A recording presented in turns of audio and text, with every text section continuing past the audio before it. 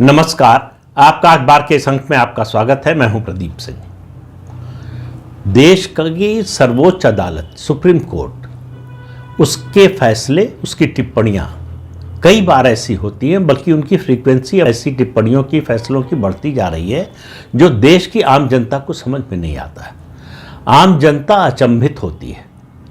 हमारे जैसे लोग भी जो कानून के जानकार नहीं हैं, विशेषज्ञ नहीं हैं, उनको सुप्रीम कोर्ट का फैसला ये क्यों आया है ये समझने में मुश्किल होती है। और मुझे लगता है करोड़ों ऐसे लोग होंगे जिनके मन में यही भाव होता होगा। अभी जो ताज़ा संदर्भ है उसको समझ लीजिए। रोहिंग्या पर एक फैसला आया है, टिप्पणी आई है सुप्रीम कोर्ट की। सुप्रीम कोर्ट ने पिछले महीने सुनवाई करते हुए कहा था कि कहाँ कहाँ दिल्ली में रोहिंग्या बसे हैं, इसका डिटेल दीजिए, कहाँ हैं और कितने हैं। तो बताया गया कि कालिंदी कुंज में, शाहीन बाग में झुग्गियों में रह रहे हैं, उसके अलावा खजूरी खास में किराए के मकानों में रह रहे हैं। एक सज्जन है कॉलिन गोंजाल्विस, इनका नाम आपने बहुत बार सुना होगा। अब ये इत्तेफाक आप कहें या योजना कहें, संयोग है, प्रयोग है, पता नहीं, लेकिन वो हर ऐसे मामले में सामने आते हैं वकालत के लिए जो भारत के विरोध में हो। तो भारत में देशद्रोह कानून के खिलाफ होते हैं, वो सीए के कानून के खिलाफ जो लोग दंगा करते हैं उनकी मदद के लिए आते हैं। अब वो रोहिंग्या के साथ खड़े हैं।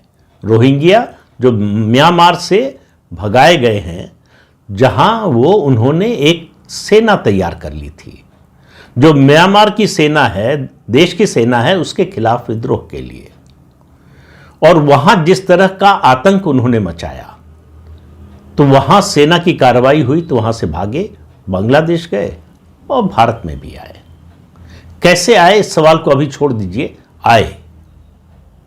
अब सवाल यह है कि ये अवैध लोग हैं, अवैध घुसपैठिया हैं, इनके पास कोई कानूनी कागज नहीं है, इस देश के नागरिक नहीं है। तो इस देश के नागरिक नहीं है तो इस देश के नागरिकों को जो सुविधा मिलती है वो इनको क्यों मिलनी चाहिए? इनके साथ तो एक ही बात होनी चाहिए कि इनको डिपोर्ट किया जाए, जहां से आए हैं वहां वापस भेजा जाए। और अदालत अगर इस तरह का फैसला, इस तरह का निर्देश दे तो वो बात समझ में आती है। लेकिन ये कॉलिन गोंजाल्विस गए और 10 फरवरी को सुप्रीम कोर्ट की एक बेंच का ये आदेश आया। मैं जानबूझकर किसी न्यायाधीश का नाम नहीं ले रहा हूं, दूसरी बेंच के बारे में भी बात करने वाला हूं, क्योंकि मैं टिप्पणी कोई किसी न्यायाधीश पर नहीं करना चाहता। मैं जो अपने देश में न्यायिक व्यवस्था है उस पर टिप्पणी करना चाहता हूं कि वो किस तरह से देश के विरोध में काम करने वालों की अनजाने में मदद कर रही है। मैं नहीं मानता कि देश की सर्वोच्च अदालत देश विरोधियों की मदद करना चाहती है, लेकिन उसकी टिप्पणियों से, उसके फैसलों से ऐसा हो रहा है। अब रोहिंग्या का मामला लीजिए। ये कॉलिन गोंजाल्विस गए कि इनको स्कूलों में एडमिशन नहीं दिया जा रहा है, इनको अस्पतालों में जो है इलाज की सुविधा नहीं दी जा रही है। तो अदालत ने क्या कहा, और क्यों नहीं दी जा रही? इसलिए कि इनके पास आधार कार्ड नहीं है। तो अदालत ने कहा कि किसी को शिक्षा से आप वंचित नहीं कर सकते, स्वास्थ्य सुविधाओं से वंचित नहीं कर सकते। तो कहा इन सबको शिक्षा मिलनी चाहिए, इनको एडमिशन मिलना चाहिए, भले ही इनके पास कोई पहचान पत्र ना हो।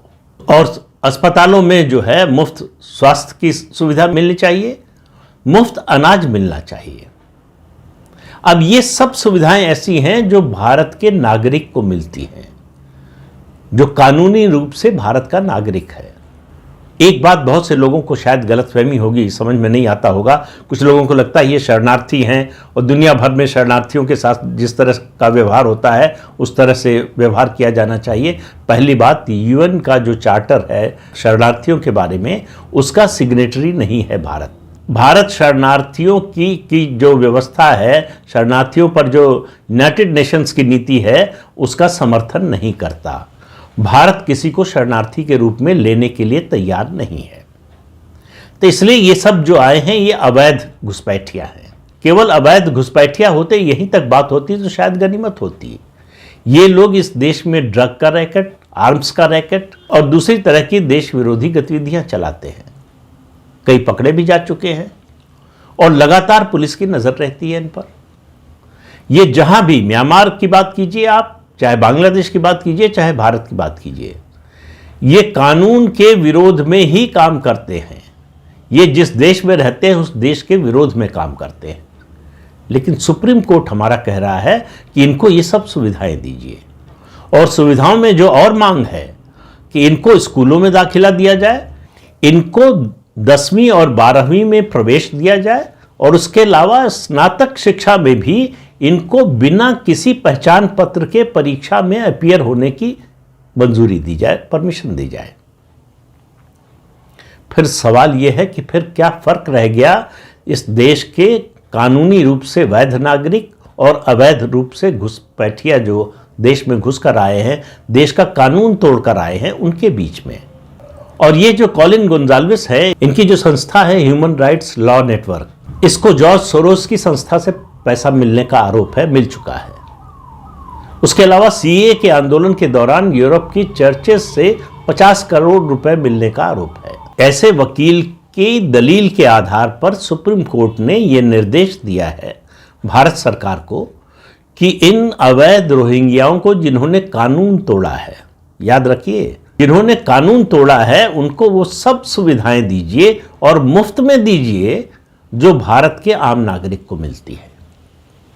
यहां तक मैं एक तरह से कहिए कि मानने को तैयार हूं। अब आप जरा इसको दूसरी बेंच ने जो फैसला दिया है उसके संदर्भ में रखकर देखिए, तब आपको पूरी तस्वीर आपके सामने आएगी। सुप्रीम कोर्ट की दूसरी बेंच ने बहुत सख्त टिप्पणी की है फ्रीबीज पर और कहा है कि यह गलत हो रहा है।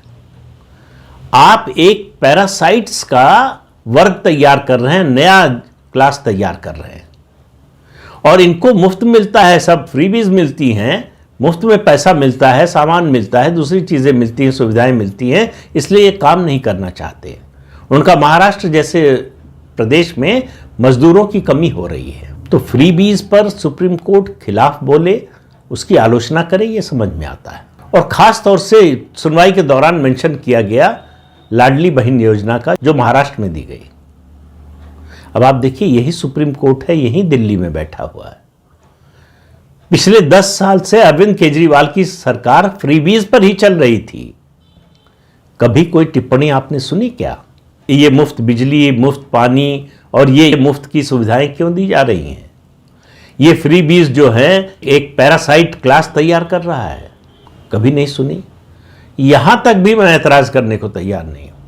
लेकिन फ्रीबीज को लेकर जो बात सुप्रीम कोर्ट ने कही है कि सवाल यह है कि अगर इस देश के नागरिक को कुछ मुफ्त मिले, वो गलत हो रहा है, तो इस देश में अवैध रूप से घुसपैठ करने वाले को वही सुविधा सारी मुफ्त मिले, ये सही कैसे हो सकता है?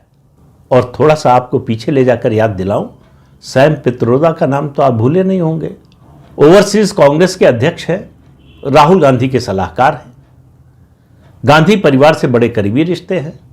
अभी कुछ दिन पहले ही अमेरिका में उन्होंने एक बयान दिया, बांग्लादेशी घुसपैठियों के बारे में बयान दिया। कहा क्या हुआ वो अगर अवैध रूप से आए हैं, क्या हुआ वो बिना कागज के गैर कानूनी रूप से भारत में प्रवेश कर गए हैं, उनको सारी सुविधाएं दीजिए।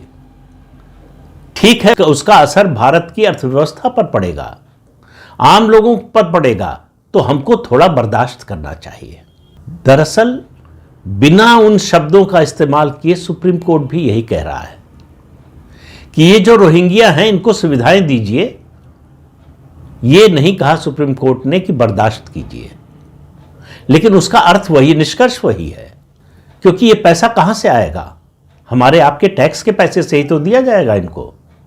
तो हमारे आपके टैक्स का पैसा हमारे देश के विकास पर, हमारे समाज के विकास पर खर्च होने की बजाय अवैध घुसपैठियों पर क्यों खर्च होना चाहिए? और सुप्रीम कोर्ट की यह संवेदना कहां थी जब 3.5 लाख के लगभग हिंदू कश्मीर से निकाले गए थे? हत्या हुई, बलात्कार हुआ, निकाला गया, मस्जिदों से घोषणा हुई कि या तो कन्वर्ट हो जाओ या फिर अपने घर की महिलाएं छोड़कर जाओ।